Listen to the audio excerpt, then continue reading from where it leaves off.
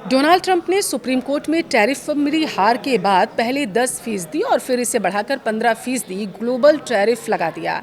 अब इसको लेकर के मूडीज ने क्या कहा है? अमेरिका में टैरिफ घमासान के चलते चीन को फायदा होगा, ये दावा किया जा रहा है, जबकि कोरिया और ताइवान के लिए भी ये अनुकूल रहने वाला है। लेकिन सवाल ये कि भारत का क्या? ये अमेरिकी सुप्रीम कोर्ट के फैसले से पगलाए ट्रंप ने ये जो 15% का टैरिफ वाला बम फोड़ दिया है, क्या इससे भारत को फायदा होगा या एक बार फिर से भारत को मुंह ताकना पड़ जाएगा अमेरिका का? वीडियो को लास्ट तक देखिए, आपको विस्तार से बताएंगे। नमस्कार, आपके साथ मैं पल्लवी रविंद्र सिंह। अमेरिकी सुप्रीम कोर्ट ने राष्ट्रपति डोनाल्ड ट्रंप के टैरिफ को खत्म कर दिया, जिसके बाद ट्रंप सरकार ने 10% की नई आयात शुल्क लगा दी। अब ट्रेड एक्ट 1974 के सेक्शन 122 के तहत लाए गए इस टैरिफ को ट्रंप ने 15% तक बढ़ाने की बात कही है। प्रशासन ने इस कदम को यूएस बैलेंस ऑफ पेमेंट्स डेफिसिएंट से निपटने का एक अनोखा ही तरीका बताया। हालांकि अर्थशास्त्री इसे ऐसा नहीं मानते। दरअसल 1960 के बाद पहली बार सरकार की प्राथमिक आय घाटे में जा रही है, जो एक बड़ी भुगतान की समस्या का सबूत बनकर सामने आया है।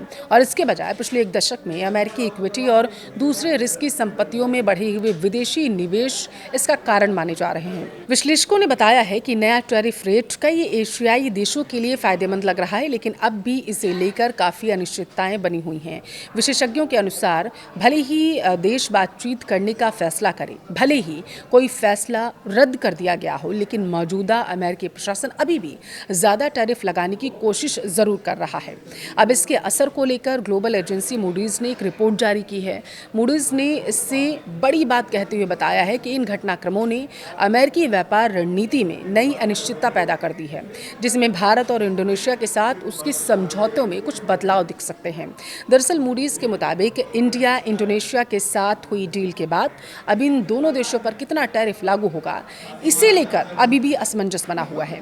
अब मूडीज की माने तो जो उनकी रिपोर्ट जारी की गई उसके अनुसार 15% टैरिफ चीन और साउथ ईस्ट एशिया की तमाम इकोनॉमी के लिए अनुकूल हो जाएगा, जबकि इससे विपरीत जापान की बात करें, साउथ कोरिया की बात करें, ताइवान की बात करें जैसे देशों पर इसका प्रभाव सीमित रहने की उम्मीद है, क्योंकि उन पर पहले ही लगभग 15% का बेस टैरिफ लागू है। एजेंसी ने कहा है कि उम्मीद है कि डोनाल्ड ट्रंप टैरिफ बढ़ाने के लिए अन्य कानूनी रास्ते अपनाएं।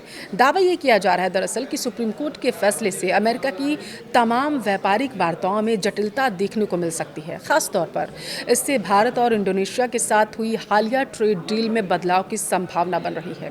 भारत से डील के तहत रूसी तेल की खरीद बंद करने की समय सीमा जैसे महत्वपूर्ण मुद्दे अभी तक ही नहीं हुए हैं, जिस पर सभी की नजरें हैं। और इस अनिश्चितता का तत्काल राजनयिक प्रभाव इस तरह दिख रहा है कि भारतीय वार्ताकारों की team India US trade deal के कानूनी मसौदे को अंतिम रूप देने के लिए 3 दिन की बैठक के लिए अमेरिका जाने वाली थी, अगर आपको याद हो तो। लेकिन बैठक सुप्रीम कोर्ट के फैसले के बाद स्थगित करनी पड़ी, क्योंकि पॉलिसी मेकर अब बदलती यूएस टैरिफ व्यवस्था के बीच भू राजनीतिक विचारों, एनर्जी इंपोर्ट और निर्यात बाजारों में पहुंच को संतुलित करने का प्रयास कर रहे हैं।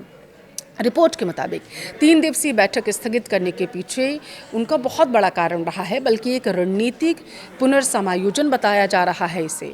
दूसरी तरफ अगर हम देखें कि दरअसल भारत स्पष्ट करना चाहता है कि 15% टैरिफ एक अतिरिक्त शुल्क है या एक अस्थायी विकल्प है, और क्या यूएस कांग्रेस इसे 150 दिनों के बाद मंजूरी देगा भी, संशोधित करेगी या समाप्त होने देगी। मूडीज ने कहा है दरअसल कि सुप्रीम कोर्ट के ट्रंप टैरिफ पर आए फैसले से अमेरिका के किसी विशेष देश पर टैरिफ लगाने की क्षमता सीमित हो गई है, क्योंकि अब बातचीत में इसका इस्तेमाल नहीं कर सकता है। और इस प्रतिबंध से द्विपक्षीय व्यापार वार्ताओं में अमेरिका का प्रभाव कम भी हो सकता है, जिसमें डोनाल्ड ट्रंप और चीनी राष्ट्रपति के बीच आगामी हफ्तों में होने वाली संभावित महत्वपूर्ण बैठकें भी शामिल हैं। इससे भी इग्नोर नहीं किया जा सकता, इसे दरकिनार नहीं किया जा सकता। देखिए, रिपोर्ट की माने तो कुछ सरकारें अमेरिका के साथ व्यापार समझौते में देरी कर सकती हैं, लेकिन ये भी लागू हो रहा है कि वे अधिक जो दंडात्मक टैरिफ के डर से पूरी तरीके से समझौता रद्द नहीं करेंगी। इस पर भी सबकी नजरें टिकी हैं।